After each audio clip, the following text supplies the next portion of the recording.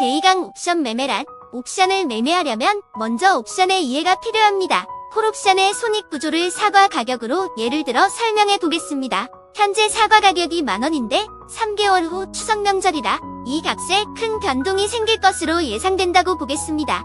3개월 후에 사과 가격이 2만원이 될 수도 있고 5천원이 될 수도 있겠죠.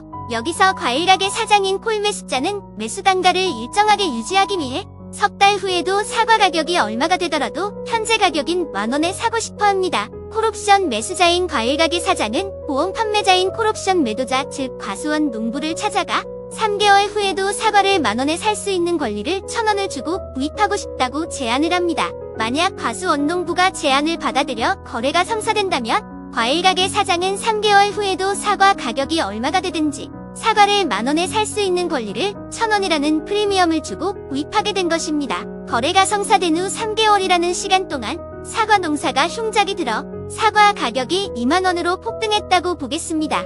3개월 전 사과를 1만원에 구입할 수 있는 권리를 1,000원에 구입한 과일가게 사장은 권리를 행사하여 현재 2만원이 넘은 사과를 만원이나 싼 가격인 만원에 살 수 있게 됩니다. 다시 말해 콜옵션 매수자는 현재 2만원 하는 사과를 만원에 구입하게 되어 만원의 이익을 얻을 수 있게 됩니다. 하지만 3개월 전 콜옵션 매도자에게 권리를 매수하면서 옵션 프리미엄 1,000원을 사용했기 때문에 결과적으로 수익은 9,000원이 됩니다. 반면 콜옵션 매수자에게 거래를 한 콜옵션 매도자는 3개월 전 옵션 프리미엄으로 1,000원을 받았지만 현재 2만원 하는 사과를 만원이나 싼 가격에 팔아야 하므로 결과적으로 9,000원의 손실을 보게 되는 것입니다. 다시 한번 정리해서 말하자면 과일가게를 운영하는 콜옵션 매수자 입장에서 3개월 후 추석이 되는 시기에 사과 가격 폭등은 가게에 아주 큰 위험입니다. 그래서 보험회사의 콜옵션 매도자를 찾아가 현재 1만원 하는 사과를 3개월 후에도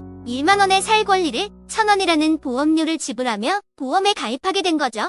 3개월 후 흉작으로 매출 가격이 폭등하였고 보험에 가입한 콜옵션 매수자는 보험회사의 콜옵션 매도자를 찾아가 처음 지불한 보험료 1,000원을 공제한 보험금 9,000원을 받을 수 있게 된 것입니다. 만약 3개월 후 명절 대목인 시기에 아무 일도 일어나지 않아 사과 시세가 만원으로 유지되거나 풍작이라 7,000원으로 하락했다면 옵션 매수자는 현재 7,000원 하는 사과 권리를 행사하여 만원에 살 이유가 없을 것입니다. 그렇다면 지불한 보험료 1,000원을 손해를 보고 보험 계약을 종료하면 되는 것입니다. 옵션 매수자는 처음 지불한 보험금 1,000원으로 손실이 제한되며 수익은 사과 가격이 상승한 만큼 무한대로 이익을 얻게 됩니다. 반대로 옵션 매도자의 최대 수익은 처음 옵션 매수자가 지불한 보험금 1,000원으로 제한되며 손실은 사과 가격이 상승한 만큼 무한대가 되는 것입니다. 이번에는 풋옵션의 손익구조를 사과 가격으로 예를 들어 설명해 보겠습니다. 콜옵션은 갑작스러운 가격 상승에 대한 위험을 해칭하기 위한 보험이라면 풋옵션은 갑작스러운 가격 하락에 대한 위험을 해칭하기 위한 보험이라고 생각하시면 됩니다.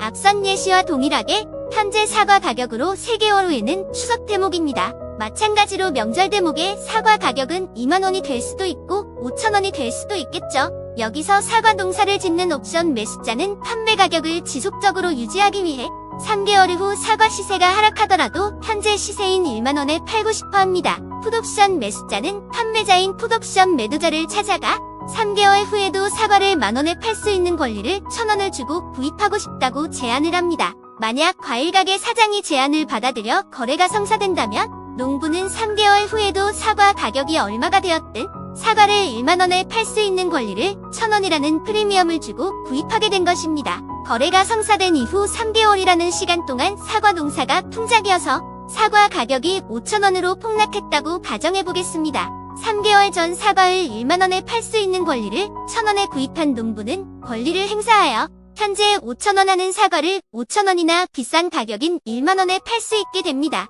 다시 말해 농부는 현재 5,000원 하는 사과를 1만원에 팔 수 있어 프리미엄 1,000원을 제외한 4,000원의 이익을 얻게 되는 것입니다. 반면 과일가게 사장은 농부에게 프리미엄으로 1,000원을 받았지만 현재 5,000원인 사과를 5,000원이나 비싼 가격인 만원에 사야 하므로 결과적으로 4,000원의 손실을 보게 되는 것입니다. 다시 한번 정리를 한다면 사과 농사를 짓는 농부 입장에서 3개월 후 추석 대목 시기에 풍작으로 사과 가격 폭락은 아주 큰 위험입니다. 그래서 보험회사 격인 풋옵션 매도자를 찾아가 현재 만원 하는 사과를 3개월 후에도 만원에 팔 권리를 1,000원이라는 보험료를 지불하며 보험에 가입하게 된 거죠. 3개월 후 사과 가격이 폭락하여도 보험에 가입한 옵션 매수자는 보험회사의 옵션 매도자를 찾아가 처음 지불한 보험료 1,000원을 공제한 원금 4,000원을 받을 수 있게 됩니다. 만약 3개월 후 추석 대목이 되는 시기에 아무 일도 일어나지 않아 사과 시세가 1만원으로 유르거나 흉작으로 사과 가격이 15,000원으로 폭등 시 옵션 매수자는 현재 15,000원 하는 권리 행사를 포기하고 1,000원만 손해를 보고 계약을 종료하면 됩니다. 풋옵션 매수자는 처음 지불한 보험금은 1,000원으로 손실이 제한되며 수익은 사과 가격이 하락한 만큼 무한대가 됩니다. 반대로 옵션 매도자의 수익은 지급받은 보험금 1,000원으로 제한되며 손실은 사과 가격이 하락한 만큼 무한대로 되는 것입니다.